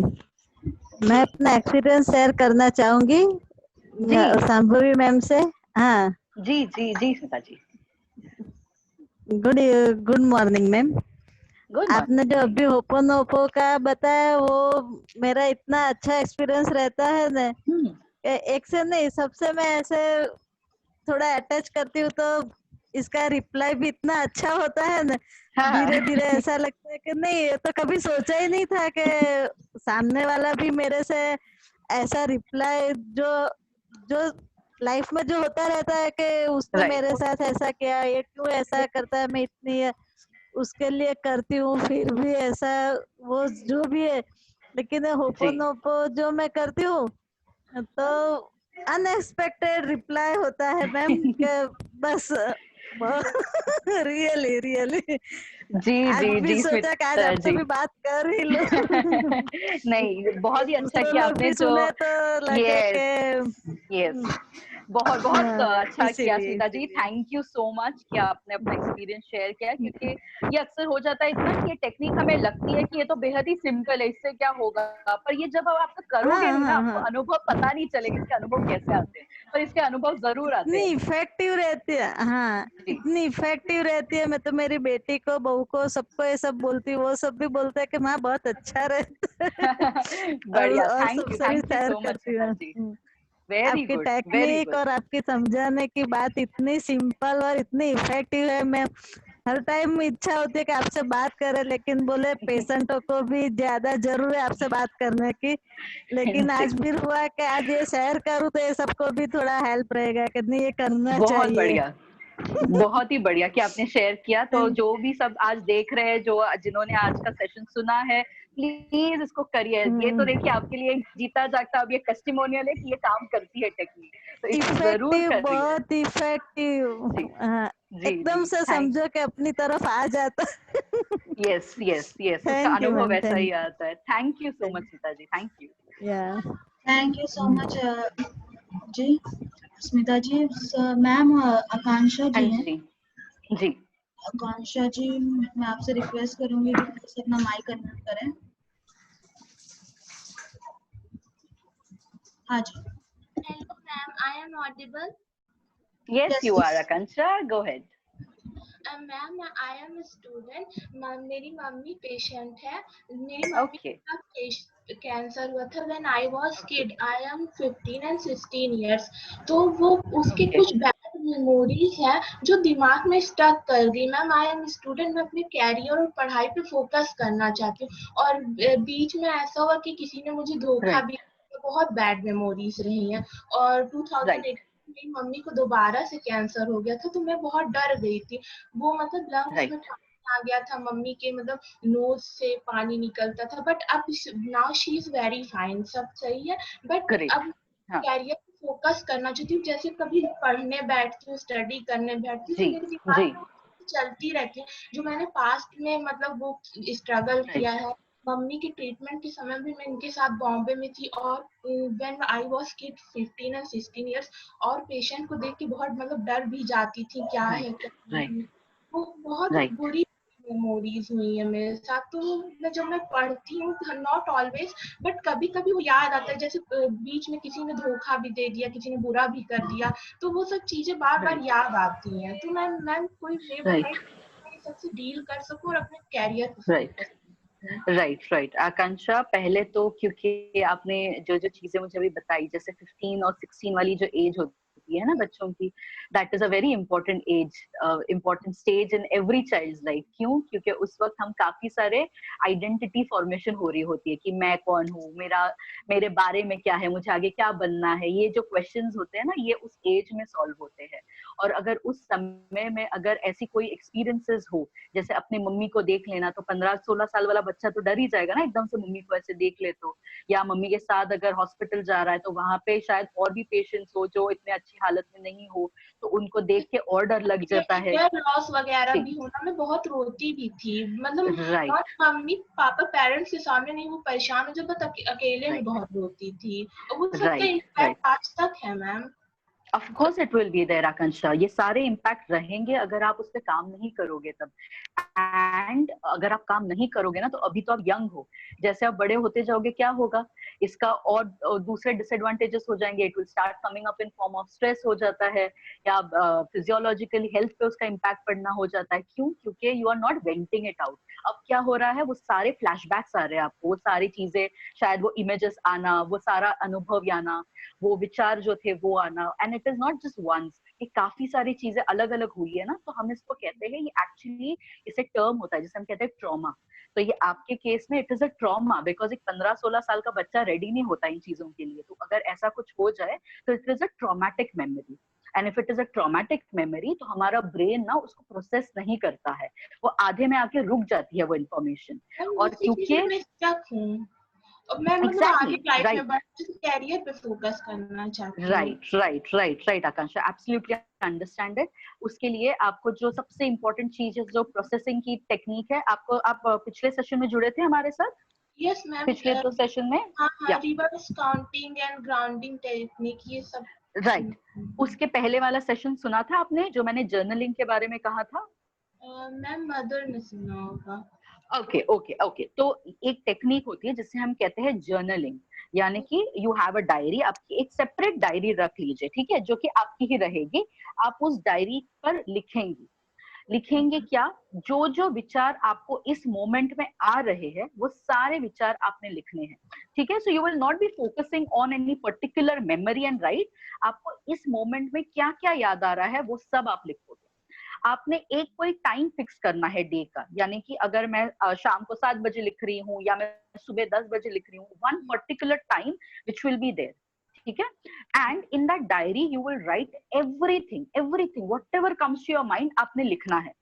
आपको उसको बिल्कुल जज नहीं करना है, आपको सोचना नहीं है कि ये मैं ऐसा क्यों सोच रही हूँ, ऐसा ये बुरा है, ये नहीं करना है। जो थॉट्स आ रहा है वो सब आपने लिखना है, ठीक है। और इसको आपको एक टाइमर लगा के करना है, यानी कि अपने मोबाइल में चाहे तो ना अलार्म लगा लीजिए 20 मिनट्स का, यानी कि 20 मिनट्स जब एकदम खत्म हो जाए तो आपने डायरी बंद कर देनी, क्लोज कर देनी अपनी डायरी। तो this becomes a very effective tool, जहाँ पे जो आपने बहुत सारे थॉट्स अभी अंदर ही है ना, because it was not gone out. जैसे आपने कभी कभी अकेले में बैठ के रोए हो, एक्सप्रेस नहीं किया है जो है, तो वो चीजें अगर आप रखोगे, अगर आप टीयर्स को भी होल्ड ऑन करोगे ना, तो ये पोर्शन जो है ना आपका इधर पेन होना शुरू हो जाता है, साइनस हो जाता है लोगों को। कई बार होता है मेरे साथ, यहाँ पे जैसे लग रहा है स्ट्रेच हो रहा है कुछ, something like that. Yes right. तो अगर ये ज्यादा हम इसको नहीं वेंट आउट करेंगे ना, हम अगर आंसू यहाँ पे पकड़ के रखें ना, तो आंसू ये होता है सारा। सो इसमें प्रॉब्लम आना शुरू हो जाता है, आईज में प्रॉब्लम होना, नाक में, ईएनटी, और जो साइनस का, स्पेशली साइनस एक कॉमन सिम्टम है, मतलब लोग जिनको साइनस होता है ना, उनको जरूर पूछिएगा ये कि आपके ऐसे कोई अनुभव रहे, और वो सब बताएंगे कि हाँ मैंने ना मेरे आंसू जो है वो एक्सप्रेस नहीं किया, उसको रखा था। तो over a period it becomes a problem, it becomes a physiological problem. तो ताकि वो फिजियोलॉजिकल प्रॉब्लम ना बने, स्टार्ट इट राइट अवे, कि अभी से सारा जो है उसको एक्सप्रेस करिए, वेंटिंग आउट। तो एक्सप्रेस हमने पेपर पे लिखना है, अगर आप चाहो तो उस पेपर को फेंक दो तो भी चलेगा, okay. The intention is not to read it, यानी कि कल का मैंने आज बैठ के दोबारा से खोल के पढ़ना नहीं है, हो जाए तो उसको फाड़ के फेंक दो, वो भी चलेगा, नो प्रॉब्लम, बट उसको वेंट आउट करना है, बाहर निकालना है। यस, जैसे जो स्पीच में दिमाग में आता है थॉट्स, वो सब लिखूं और उसको दोबारा पीछे मुड़ के ना देखूं। परफेक्ट, फैंटास्टिक, बस यही करना है। तो अगर आज जो लिखा है वो कल भी मैं सेम लिख रही हूँ तो कोई बात नहीं, चलेगा। अगर दोबारा वही चीज आ रही है तो दोबारा लिखो, but लिखना is very very important. Okay. And the second question about the जिसने धोखा दिया है, उस इंसान के साथ होपोनोपो जरूर करिए। जो आज मैंने टेक्निक बताई है ना आपको करने के लिए, उस टेक्निक को जरूर करिएगा उनके साथ।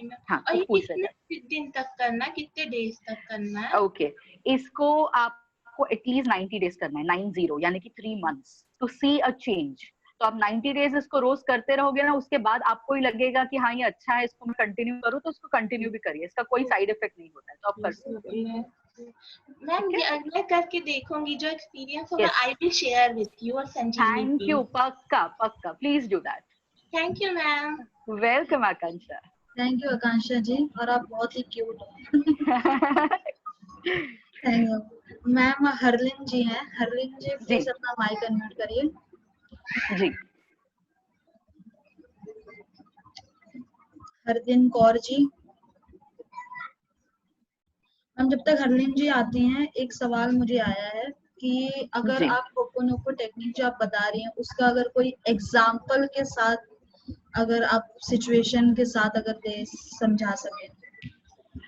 एग्जाम्पल जैसे मैंने कैंसर को लेके एग्जाम्पल दिया ना, जैसे कि जब कैंसर की बीमारी होती है तो कैंसर से रिलेटेड मेमोरीज कैसे होंगे। अक्सर मेमोरीज ये होंगे कि ये मेरे साथ क्यों हुआ, ये नहीं होना चाहिए था, तो गुस्सा आ जाता है कि मुझे बहुत गुस्सा है, इस बीमारी ने बहुत सारे चेंज लाए मेरे जिंदगी में, अभी मैं वैसे दिखती नहीं हूँ या दिखता नहीं हूँ जैसे पहले दिखती थी या दिखता था, मेरी इम्यून सिस्टम अभी थोड़ी सी वीक हो रही है, या समझिए कि कीमो के बाद मैं वैसी मेरे बाल उतने सुंदर नहीं है अभी जैसे पहले थे। तो ये जो चेंजेस आते हैं ना, इससे हमें ऑफकोर्स इससे प्रॉब्लम होती है एक्सेप्ट करने में, और उससे क्या होता है, जब प्रॉब्लम हमें एक्सेप्ट नहीं हो रही है तो हमें आता है गुस्सा, हमें गुस्सा आ सकता है, हमें रिसेंटमेंट आ सकती है कि मुझे एक्सेप्ट नहीं करना है। तो ऐसे में ये जो बीमारी है कैंसर इन इटसेल्फ, इसके साथ हम होपोनोपो कर सकते हैं, जहाँ पे हम इस बीमारी को बोलते हैं कि आई एम सॉरी, कि मैंने तुम्हारे बारे में जो जो बोला, जो जो सोचा इस वक्त, उसके लिए मैं सॉरी कह रही हूँ। आई फॉरगिव यू, कि ठीक है मुझे गुस्सा है, पर फिर भी मैं तुम्हें माफ कर रही हूँ कि तुम मेरे जीवन में आए, और मैं तुमसे भी माफी मांग रही हूँ।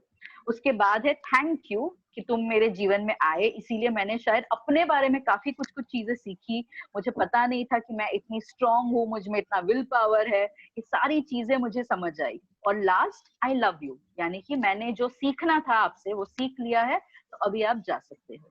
तो ऐसे हम लोगों के साथ भी करते हैं, क्योंकि लोग काफी अक्सर हो जाता है ना कि हमें कोई ऐसी मेमोरी दे जाते हैं कि हम माफ नहीं कर पा रहे हैं, पर ये जानना बहुत जरूरी है कि जब हम दूसरों को माफ कर रहे होते हैं ना, हम एक तरीके से अपने आप को माफ करते हैं, क्योंकि आप जब तक माफ नहीं करोगे, वो इंसान शायद आपको एक बार बोल के चला गया, अपनी जिंदगी में मस्त है, पर आप 100 बार जो सोच रहे हो ना, वो आप 100 बार अपने आप को वो एक ही चीज को बार बार अनुभव करा रहे हो।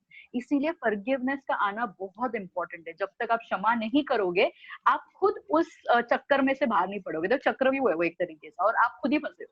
तो अपने आप को निकालने का रोल जो है वो आपका है। Thank you so much ma'am. I hope Rita ji आपको आपका सवाल का जवाब मिल गया होगा। मैं संध्या जी हैं ma'am. Ji Sandhya ji please अपना सवाल पूछे। संध्या गुप्ता जी। जी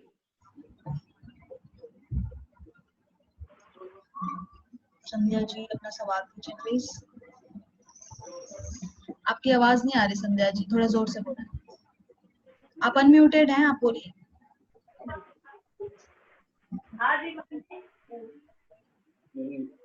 जी बोलिए, पूछिए। हेलो।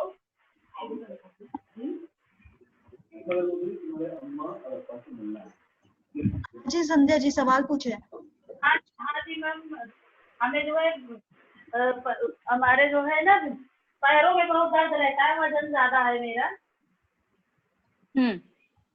हाँ जी। ओके, तो आपने क्या क्या किया उसके लिए? फिर एक्सरसाइज वगैरह करती रहती हूँ, आपका योगा देखती हूँ, उसको देख के। जी हाँ। तो ये हो गया पैरों का दर्द। तो इन पैरों के दर्द से आपको कोई ऐसे मानसिक तौर पे कोई इशू हो रहा है मेंटल हेल्थ पर? हाँ होता है मैम, थोड़ा मेरे जो है ना छोटा बेटा है मेरा, ऑपरेशन हुआ तो वजन बढ़ गया। अब ऑपरेशन में कुछ प्रॉब्लम है, हड्डियां हो गई है, दिक्कत रहती है। जी, पर इस हाँ गौसिया जी टेक ओवर। हाँ संध्या जी, आज का जो सेशन है ना वो मेंटल हेल्थ को लेके है। हाँ, बदन दर्द के ऊपर नहीं है, जहाँ तक कि वजन कम करने की बात है। जो जोनिता मैम ने डाइट समझाया है, आप प्लीज उसको फॉलो करिए और आप देखिएगा कि उससे बहुत ज्यादा फर्क पड़ेगा। हमारे सर जो हैं उनको भी बहुत फर्क पड़ा है वो डाइट फॉलो करने के बाद। तो प्लीज जरूर से वो फॉलो करिए और आप चेंजेस देखेंगे अपने में। और ज्यादा टेंशन मत लीजिए, जब तक आपको अपने वजन से प्रॉब्लम नहीं है तब तक टेंशन नहीं लेने का। और अगर आप पतले भी रहोगे तो टेंशन होगी। Okay ma'am. मैम शरद जी हैं, उन्होंने सवाल ऐसा लिखा हुआ है कि मैम मेरे हस्बैंड को कभी कभी घबराहट जैसा होता है, ऐसे ऐसे में क्या करना चाहिए? ओके अगर घबराहट की बात है तो उसके लिए ग्राउंडिंग टेक्निक बहुत इंपॉर्टेंट और बहुत इफेक्टिव रहती है। 5 4 3 2 1 वाली जो लास्ट सेशन में मैंने बताई थी। 5 चीजें जो आपको देखनी है, 4 जो आपको छूनी है, 3 जो सुननी है, 2 सूंघनी है और 1 आपके जीभ पे जो टेस्ट है वो। तो ये जो 5 है 5 4 3 2 1 ये स्पेशली घबराहट के लिए हम कहते हैं ग्राउंडिंग टेक्निक होती है। तो उनको ये सिखाइए करने के लिए और बेहद आसान है, यानी कि उनको कोई दिक्कत नहीं होगी करने में। तो उनको सिखा दीजिएगा, ये करने में हो जाएगा। मैम ये जो घबराहट होती है वो हर किसी को अलग अलग वजह से होती है, तो इज इट ओके, मतलब कोई भी वजह हो कर सकते हैं? वजह देखिए, हम वजह पे नहीं काम करते, हम घबराहट पे काम करते हैं। और घबराहट 10 लोगों को जो हो रही होगी उन सबके लिए शरीर में सेम इफेक्ट होता है। यानी कि हमारा हार्ट बीट बढ़ रहा है, पसीना आ रहा है, स्टमक में थोड़ा सा गुड़गुड़ हो रहा है, ये सारी सबको होते हैं। तो हम सिचुएशन पे काम नहीं करते, जब घबराहट होती है हम अपने ऊपर काम करते हैं। तो that is how it will work for everyone. Okay okay. I guess ma'am इतने ही क्वेश्चन थे आज के अभी, क्योंकि बैक टू बैक हमारे सेशंस हो रहे हैं साइकोथेरेपी के, तो आई गेस इतना ज्यादा लोगों को प्रैक्टिस करने का टाइम नहीं मिल रहा है। मैम आ गया और एक क्वेश्चन आ गया। आशा जी हैं जी। आशा जी प्लीज अपना माइक अनम्यूट करें। हेलो जी जी सुनाई दे रहे हैं आपको? यस यस सुनाई दे रहा है। Good afternoon madam. Good afternoon. Last 2 दिन पहले आपका सेशन अटेंड किया था। हाँ जी। उसमें आपने टेप रिकॉर्ड का बताया था। तो जब गुस्सा आता है जब भी कैसा करना है कि जब भी गुस्सा आता है तो जब भी अपन वो टेप रिकॉर्ड का करना है या उसको अपने को, क्योंकि गुस्सा आता है जब भी अपन वो मूड में रहता है ना कि फाइट करने का, वो मूड में राइट। तो हाँ, तो गुस्से के लिए मैंने एक दूसरी टेक्निक बताई थी जो थी रिवर्स काउंटिंग और उसके साथ वो करती हूँ। यस। तो टेप रिकॉर्डर वाली एक्सरसाइज पर्टिकुलरली फॉर थॉट्स, यानी कि विचारों के लिए है। विचार आगे पीछे करने हैं। टेप रिकॉर्डर इमोशन के लिए कहा, तो टेप रिकॉर्डर इमोशंस पे काम नहीं करेगी। जब गुस्सा आ रहा है तब हम कुछ नहीं इमेजिन करेंगे, हमें इमेजिन सिर्फ करना है इसको घुसा मारना है, तो ये होता है। हाँ, तो उस वक्त वो नहीं होगा। उस वक्त के लिए आप क्या कर सकते हो, एक है जो कि आपने reverse counting with the squeeze ball जो बताया था वो करना है, या दूसरा जो यस या और दूसरा जो कर सकते हैं वो ग्राउंडिंग टेक्निक है 5 4 3 2 1। हाँ वो करती हूँ। हाँ, तो उससे आपको फर्क आएगा। और सब आपका एक्सेस में करती हूँ, लेकिन वो क्या अभी 2 दिन पहले जब भी मम्मी का और कुछ बातचीत के ऊपर ऑन द स्पॉट मैंने रिएक्शन लिया, तो मेरे को जब भी मेरा बेटा बोला आज ही ये सेशन सुना और आज ही ये मम्मी को मेरे को टाइम मिला, 2 दिन नेट का प्रॉब्लम था ना, इसलिए मुझे अटेंड करने को नहीं मिला। तो मेरे को उसी दिन से क्वेश्चन बैलेंस था मेरे को। नहीं, आपको जो आप क्वेश्चन जो चले जाते हैं जो पूछना है, अगर कोई मिस भी हो जाता है तो आप YouTube पे एक तो देख सकते हो। और दूसरी बात, जो आप आज सुनोगे ना तो आज एकदम से होगा नहीं, क्योंकि इतने साल का होता है ना ये, तो इसको बदलने में थोड़ा सा टाइम लगता है। तो इसको थोड़ा करते रहिए, 3-4 महीने करिए। और मैं कभी कभी मेरे को एक्चुअली बहुत गुस्सा भी आता, अभी थोड़ा हार्डली 1% कम हुआ करके मैं बोल सकती है, लेकिन जो हो गया वही कभी कभी बार बार वही बोलती रहती है, वही होते हैं मेरे साथ। उसके लिए वो क्यों हो रहा है, क्योंकि इतने टाइम से, अगर वो चीज काफी साल पहले हुई है तो सोचिए आपने कितने साल सोचा उसको, और इतने साल अगर सोचा, हाँ तो 4 साल में सोचिए आपके रास्ते जो बने हैं ब्रेन में वो कितने पक्के रास्ते बन गए होंगे, वो तो एकदम स्ट्रांग होंगे ना। तो उसको चेंज करने के लिए थोड़ा सा टाइम लगेगा। लगेगा। और उसको चेंज करना यानी कि क्या, उसको हम तोड़ते नहीं है उस रास्ते को, हम नया रास्ता बनाना शुरू कर देते हैं। और जैसे नया रास्ता बार बार उसको यूज करोगे तो वो रास्ता फिर पक्का हो जाएगा, जिसपे आप गुस्सा नहीं आएगा। तो उसको चेंज आने में थोड़ा टाइम लगेगा, एकदम से फटाफट नहीं होगा। तो 4 साल लगे ना इसको प्रॉब्लम बनने में, तो एटलीस्ट 4 मंथ्स दीजिए अपने आप को कि ये प्रॉब्लम अभी प्रॉब्लम से नो प्रॉब्लम बने। हाँ, अभी मैं लास्ट महीने से अटेंड कर दिए सेशन। जी जी, पर इसको करिए, इसको सब करके कंटिन्यूअसली रेगुलर करते कर रहिए। रही है, हाँ आपका भी हाँ कर रही जी है, दिनेश सर का भी, जी, आपका जनरलिंग, ग्राउंडिंग, 5 4 3 2 1 वो भी सब करती वेरी है, गुड सब वेरी करती गुड। है। इसको करते रहिए, हाँ, फिर आपको ना अनुभव आना शुरू होगा इसके। तो थोड़ा अच्छा टाइम दीजिए बस अपने आप को, 1-2 दिन में नहीं होगा। तो इसको 3 महीने, जो मैं कहती हूँ ना 90 दिन, 90 हाँ। डेज करना बहुत इंपॉर्टेंट है। अच्छा, मुझे आपका पर्सनल नंबर मिल सकता है? मैं आपके काउंसलर के थ्रू भेजूंगी। हाँ, ओके, नो प्रॉब्लम। हाँ, okay, thank you. Thank you Asha welcome. जी। मैम हमारा लास्ट क्वेश्चन लेते हैं, जयश्री जी हैं। जयश्री जी प्लीज अपना माइक अनम्यूट करें। हेलो। यस जयश्री जी बोलिए। हाँ, गुड आफ्टरनून। आपने गुड बताया आफ्टरनून। लिख रही हूँ सब। जी। अभी 2-3 दिन से हो गया है, लेकिन मेरा बेटा है 12 साल का, वो हाँ जी। हाइपर एक्टिव है ज्यादा। मैंने खाने के लिए ओके। भी एक जगह पे नहीं, दूध पीने के लिए भी एक जगह पे नहीं बैठेगा, यानी बहुत एक्टिव है और हाई ओके टेम्परेचर। जी। हम क्या कर सकते हैं? क्या वो बचपन से ऐसा है या ये चेंज अभी आया है? बचपन से। ब्रेन बहुत अच्छा है उसका, बहुत शार्प है, राइट बहुत होशियार है। Right right. क्या आपका ये एक ही बेटा है या इसके अलावा और बच्चे हैं आपके? नहीं नहीं, एक ही है। और शादी को ठीक है। 40 साल हो गए हमारे। हाँ हाँ हाँ, नो प्रॉब्लम। ओके, तो नहीं, मैं इसलिए पूछ रही हूँ क्योंकि कभी कभी क्या हो जाता है कि हम ना जैसे दूसरे बच्चों को देखते हैं और उनकी जो एक्टिविटीज को देखते हैं उसके साथ हम कंपेयर कर लेते हैं, बट हर एक बच्चे का ना अलग रवैया रहता है, अलग ग्रोइंग का प्रोसेस रहता है। तो हमें लगता है कि हमारा बच्चा उस बच्चे जितना नॉर्मल क्यों नहीं है या उतना कम क्यों नहीं एक्टिविटी कर रहा है, इसीलिए हमें लगता है कि वो हाइपर एक्टिव है। ये इसके मैं पूछ रही थी कि अगर ज्यादा बच्चे हो तो हम कभी कभी कंपेरिजन करते हैं। ओके, तो नो प्रॉब्लम। अगर ये एक ही है और अगर आपको लगता है कि ये बहुत ज्यादा प्रॉब्लम है तो एक बार पीडियाट्रिशियन को दिखा दीजिए, दैट इज वेरी इंपॉर्टेंट। क्यों? क्योंकि फिर हमें काफी सारे कुछ ना प्रोटोकॉल्स होते हैं, उसको देखना पड़ता है। तो मैं सिर्फ अभी जैसे आपने इतना बता दिया ना कि हाइपर एक्टिव है, तो इस पर मैं नहीं जज कर पाऊंगी या मैं समझ नहीं पाऊंगी कि क्या प्रॉब्लम है, कि हाइपर एक्टिव है भी या सिर्फ आपको लग रहा है कि वो हाइपर एक्टिव है ना। एक जगह पे बैठता ही नहीं, मिनट भी नहीं, राइट। तो इसमें काफी सारे फैक्टर्स इन्वॉल्व होते हैं, तो वो पहले हमें देखना पड़ता है। वो टिक टिक टिक होगा, फिर हमें पता चलेगा कि अच्छा इसे एक्चुअली हाइपर एक्टिव कहेंगे या नहीं कहेंगे। जैसे आप एज अ मम्मी आप सोचते हो ना, तो अगर मुझे एज अ थेरेपिस्ट देखना हो तो मुझे काफी सारे अलग अलग चीजें देखने पड़ेंगी, वो है। बट अगर वो जैसे अगर हाइपर एक्टिव हो रहे हो तो क्या उनको लग रहा है उनके लिए कोई प्रॉब्लम है पढ़ाई में, या जैसे आप बोल रहे हो वो तो वैसे तो शार्प है, आप कह रहे हो राइटिंग में और रीडिंग में थोड़ा ये ऐसे रहता है लिखने में। ओके ओके ओके जी। आपने इसके पहले कभी पीडियाट्रिशियन से बात करी है? हम वही अभी जा रहे हैं ना उधर डॉक्टर के पास। हाँ जी हाँ जी जी, एक बार कर लीजिएगा कंसल्ट। जी जी, एक बार कंसल्ट कर लीजिएगा। पीडियाट्रिशियन अगर क्लियर कर देते हैं कि हाँ इसमें कोई हाइपर एक्टिविटी की नहीं है फैक्टर्स, फिर we can look into it, पर पहले आपको पीडियाट्रिशियन से क्लियर करवाना पड़ेगा। चलिए, ओके। मुझे बहुत डर बहुत रहता है, मैं अंधेरे से बहुत डरती हूँ। जी जी, आपने मुझे ये बात बताई थी। बहुत अच्छी रहूंगी, लेकिन अंधेरा हो गया तो मैं अकेले घर में नहीं रह सकती। राइट। और ये वाली चीजें आपकी उस घटना के साथ जुड़ी हुई है जो आपने बताई थी उस दिन मुझे?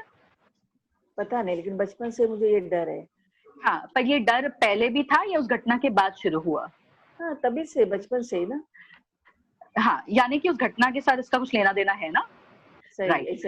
तो हाँ, हो सकता है, होने की बहुत ज्यादा गुंजाइश है। तो इसको थोड़ा सा टाइम दीजिए कि हम देखते हैं कि जैसे आप इस एक्टिविटी को करते रहेंगे क्या इसमें थोड़ा सा भी बदलाव आ रहा है।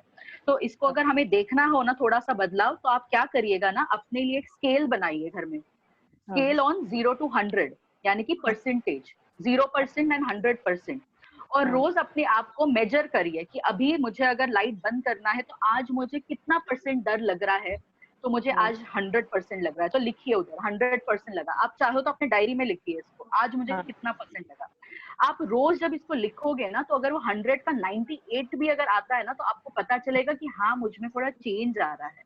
अगर आप ऐसे ही सोचोगे ना कि कम हुआ ज्यादा हुआ, तो 100 का 99 आपको समझ नहीं आएगा। और आप लिखोगे ना तो आपको पता चलेगा। जैसे कि हम टेम्परेचर कैसे नोट डाउन करते हैं, अगर ऐसे ऐसे करेंगे तो रोज ही लगेगा आज भी गर्म है, कल भी गर्म है। पर अगर आप उसको थर्मामीटर में मेजर करोगे तो आपको पता चलेगा कि अच्छा इसमें तो पॉइंट का डिफरेंस आ रहा है, यानी कि कम हो रहा है। तो इट इज वेरी इंपॉर्टेंट। अकेले नहीं रह सकती, कोई नहीं है और अंधेरा हुआ, नो प्रॉब्लम, नो प्रॉब्लम। तो आप रोज ना इसको मेजर करिए, आप रोज लिखिए कि अगर मुझे इस वक्त अकेला रहना पड़े और अंधेरा हो जाए तो मुझे कितना डर लग रहा है। तो आप उसको लिखिए इतना %, तो आपको पता चलेगा क्या इस एक्टिविटी से कोई फर्क आ रहा है या नहीं आ रहा है उसमें। ठीक है, okay Jayashree ji, welcome. Okay ma'am, thank you जी। हाँ जी ma'am, thank you so much ma'am, thank you so much for the beautiful session. And I hope आपने जो भी सिखाया है आज सब लोग वो समझेंगे और प्रैक्टिस करेंगे। एंड जैसे कि मैम ने कहा 90 दिन, प्लीज 90 दिन दीजिए। शाहरुख खान को चकते में 90 मिनट दिया गया था, आप प्लीज 90 दिन दीजिए अपने आप को। Thank you so much ma'am, thank you so much. Okay जी, तो जैसे कि आपको बताया गया है कि ट्यूसडे जो है 4 अगस्त, उस दिन हमारा होगा फन सेशन। मैं आपके नाम का वेट कर रही हूँ। आपको जो पसंद है, आपको जो करना अच्छा लगता है, जो करने से आपको खुशी मिलती है, मुझे पता है आपको मेरा बात करते हुए सुनना अच्छा लगता है, तो प्लीज उस दिन सिर्फ सुनिएगा नहीं मुझे, आप मुझे अपनी भी सुनाइएगा। और मैं वेट करूंगी आप लोगों के नाम का। कुछ भी भजन हो, गाना गाना हो, या फिर कोई स्टोरी बताना हो, पेंटिंग हो, कुकिंग हो, कुछ भी चलेगा आपके तरफ से। तो आप प्लीज अपने काउंसलर को अपना नाम दीजिए। एंड आप में से जो लोग भी इंटरेस्टेड हैं हमें हमारे नेक्स्ट बैच को कंडक्ट करने में कंट्रीब्यूट करने के लिए, हमारे पिछले पार्टिसिपेंट्स की तरफ, वो प्लीज हमारे काउंसलर से कांटेक्ट करें, या फिर आप मुझे चैट बॉक्स पे भेज सकते हैं अपना नाम। आशा जी, मैंने आपके साथ लिंक शेयर कर दिया है एंड अकाउंट डिटेल शेयर कर दिया। आई होप आपको मिल चुका है। And thank you so much. हंसते रहिए, मुस्कुराते रहिए, आसपास खुशी बना के रखिए, और याद रखिए आप हो तो हम हैं, आप नहीं तो हम कुछ भी नहीं। कल हम फिर मिलेंगे बहुत कुछ सीखने के लिए और अब बहुत कुछ नया सिखाने के लिए। तब तक के लिए अपना ख्याल रखिए। Bye bye.